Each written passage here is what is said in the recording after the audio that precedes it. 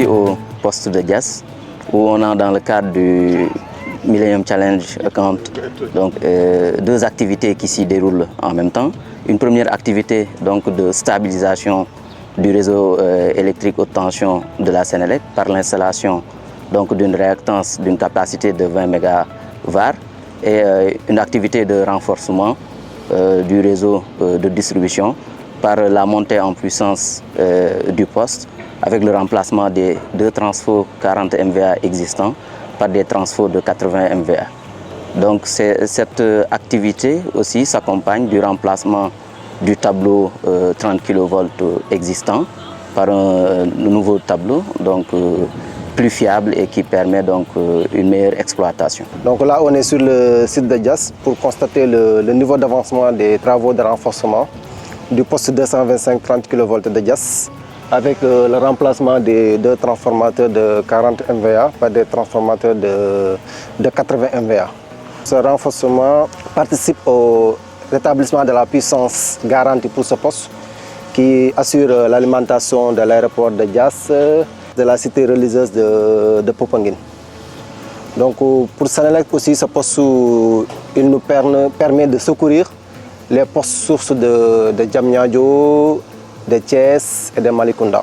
Bon, notre satisfaction elle est haute parce que là on a constaté que les travaux avancent à grands pas et j'espère que d'ici fin juillet on pourra boucler le projet pour le site de Diass.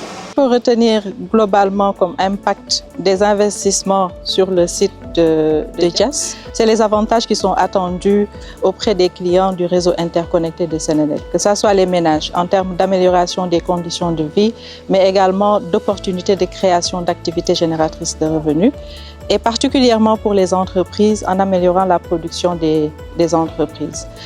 Ce qu'il y a de spécifique pour le site de Diass, c'est sa position géographique, du fait de sa proximité avec l'aéroport international Blaise Diagne et sa proximité avec la nouvelle ville de Diamniadio, qui par excellence est un pôle d'attraction du tissu industriel et de l'habitat.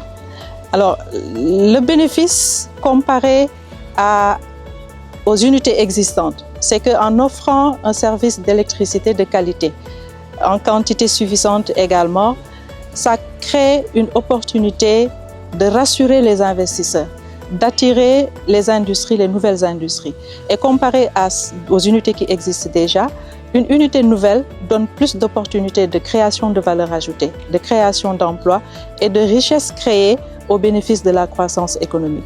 Donc cette particularité réside dans les opportunités de créer de nouvelles industries comparées aux unités déjà existantes et le bénéfice sera beaucoup plus élevé sur la croissance économique et dans la réduction de la pauvreté du Sénégal.